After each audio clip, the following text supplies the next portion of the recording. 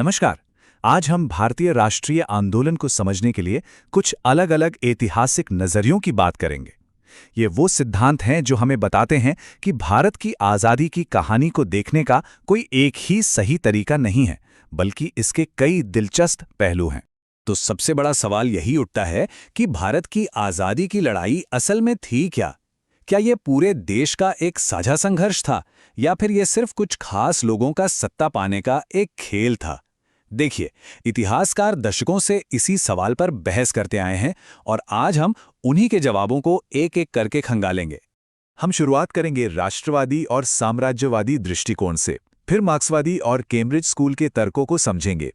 इसके बाद हम गांधी जी की रणनीति का विश्लेषण करेंगे और आखिर में ये देखेंगे कि इन सब से हम इतिहास को बेहतर तरीके से कैसे समझ सकते हैं। तो चलिए, सबसे पहली और सबसे बुनियादी बहस से शुरू करते हैं। ये एक तरह से शासकों और स्वतंत्रता सेनानियों के बीच की वैचारिक लड़ाई थी, जिसने आंदोलन की पूरी कहानी को दो बिल्कुल अलग-अलग तरीकों से हमारे सामने रखा। तो देखिए, एक तरफ था साम्राज्यवादी या औपनिवेशिक नजरिया। उनका कहना था कि भाई, भारत जैसा कोई एक राष्ट्र तो था ही नहीं। ये जो आंदोलन हो रहा है, ये तो बस मुट्ठी भर पढ़े लिखे लोगों का अपने फायदे के लिए किया गया एक प्रयास था। वो हमेशा भारत के धार्मिक, जातीय और भाषाई, मतलब जो भी हमारी विविधता थी, उसे फूट की तरह दिखाते थे।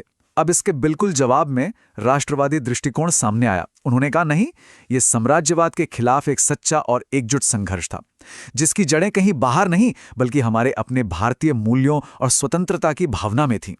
अच्छा, अब अगले दृष्टिकोण पर चलते हैं और देखते हैं कि मार्क्सवादी इतिहासकारों ने इस आंदोलन को कैसे देखा। उन्होंने देशभक्ति से थोड़ा परे जाकर इसे आर्थिक और वर्ग संघर्ष के चश्मे से परखा। मार्क्सवादी विश्लेषण का जो मूल विचार है ना, वो ये है कि यहाँ एक साथ दो तरह के संघर्ष चल रहे थे। एक तो था ब्रिटिश साम्राज्यवाद और आम भारतीय जनता के बीच का टकराव, और वहीं दूसरी तरफ भारतीय समाज के अंदर भी अमीर और गरीब वर्गों के बीच एक संघर्ष चल रहा था। प्रसिद्ध इतिहासकार बिपिन चंद्र ने इसके लिए एक टर्म दिया, बुर्जुआ डेमोक्रेटिक मूवमेंट। इसका मतलब है पूंजीपति वर्ग का लोकतांत्रिक आंदोलन। उनका तर्क ये था कि इस आंदोलन में साम्राज्यवाद के खिलाफ तो सभी वर्ग शामिल थे, लेकिन इसका नेतृत्व और इसके असली फायदे उद्योगपति यानी पूंजीपति वर्ग के हाथों में थे। मार्क्सवादी इतिहासकारों के हिसाब से आंदोलन की एक बहुत सोची समझी रणनीति थी, जिसे दबाव समझौता दबाव या पीसीपी स्ट्रैटेजी कहते हैं। मतलब, पहले जन आंदोलनों के जरिए अंग्रेज शासकों पर जबरदस्त दबाव बनाओ, फिर जब सरकार कुछ रियायतें दे तो आंदोलन वापस लेकर समझौता कर लो, और फिर और ज्यादा रियायतें हासिल करने के लिए अगले आंदोलन की तैयारी में जुट जाओ। ये एक क्रांति नहीं, बल्कि धीरे धीरे आगे बढ़ने की प्रक्रिया थी। और मजे की बात यह है कि बिपिन चंद्र के अनुसार गांधी जी के आने के बाद आंदोलन पर पूंजीपति वर्ग का कंट्रोल कम नहीं हुआ, बल्कि पहले से भी कहीं ज्यादा मजबूत हो गया। ये बात दिखाती है कि मार्क्सवादी दृष्टिकोण में वर्ग हितों को कितना ज्यादा महत्वपूर्ण माना गया है। चलिए, अब एक ऐसे दृष्टिकोण की बात करते हैं जिसने राष्ट्रवाद के आइडिया पर ही सवाल खड़े कर दिए। ये था कैम्ब्रिज स्कूल, जिसने आंदोलन की एक बिल्कुल ही अलग और काफी विवादास्पद तस्वीर पेश की। कैम्ब्रिज स्कूल का तर्क ये था कि साम्राज्यवाद और राष्ट्रवाद के बीच कोई बुनियादी टकराव था ही नहीं। उनके हिसाब से ये आंदोलन राष्ट्रीय आदर्शों के लिए नहीं, बल्कि भारतीय अभिजात वर्ग के बीच सत्ता, संरक्षण और संसाधनों के लिए एक बिखरी हुई लड़ाई थी। मतलब, सब कुछ लोकल लेवल पर अपने अपने हितों का खेल था। जाहिर है, इस थ्योरी की बहुत तीखी आलोचना हुई। इतिहासकार तपन रायचौधरी ने तो इसे एनिमल पॉलिटिक्स तक कह दिया। मतलब, एक ऐसी राजनीति जिसमें कोई ऊंचा आदर्श नहीं, सिर्फ भौतिक लाभ की होड़ है। इससे अंदाजा लगता है कि कैम्ब्रिज स्कूल का नजरिया कितना विवादास्पद रहा होगा। लेकिन इन आलोचनाओं के बावजूद कैम्ब्रिज स्कूल से हमें दो महत्वपूर्ण बातें भी सीखने को मिलती हैं।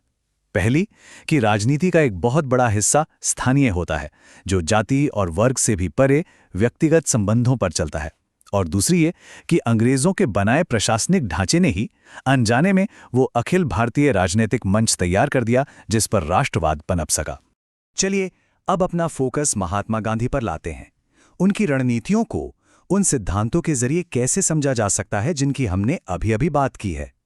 ये विश्लेषण बहुत ही दिलचस्प है। देखिए, गांधीवादी दर्शन 3 स्तंभों पर खड़ा था: सत्य, अहिंसा और सत्याग्रह।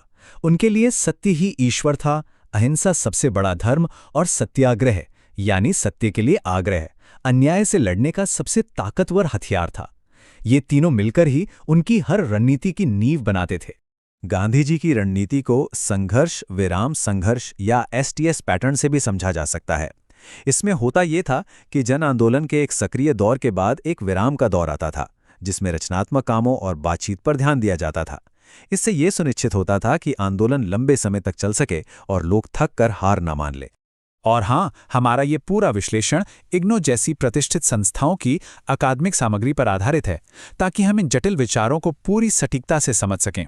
अच्छा, अब ये जो सामने है ये मानो इस पूरी चर्चा का सार है। देखिए, एक ही गांधीवादी रणनीति को ये अलग अलग स्कूल कैसे देखते हैं।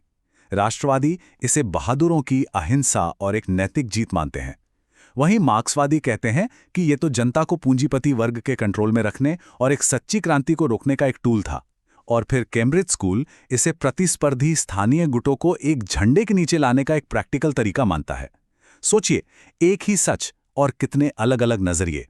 तो इन सभी अलग अलग व्याख्याओं के बाद सवाल यह है कि हम इतिहास को आखिर समझे कैसे हैं। इसका कोई एक सीधा जवाब तो नहीं है, लेकिन एक महत्वपूर्ण सीख जरूर मिलती है। तो महत्वपूर्ण बात ये नहीं है कि कौन सा सिद्धांत सही है, बल्कि हर दृष्टिकोण एक अलग चश्मे की तरह है, जो हमें इस जटिल आंदोलन के नए नए पहलू दिखाता है। जब हम इन सभी को एक साथ समझते हैं, तभी हमारे इतिहास की एक ज्यादा समृद्ध और पूरी तस्वीर बनती है। और अंत में एक सवाल सबके सोचने के लिए, इतिहास की ये जो अलग अलग व्याख्याएं हैं, ये आज के भारत की राजनीति, समाज और चुनौतियों को समझने में हमारी मदद कैसे करती हैं? इस पर सोचिएगा जरूर।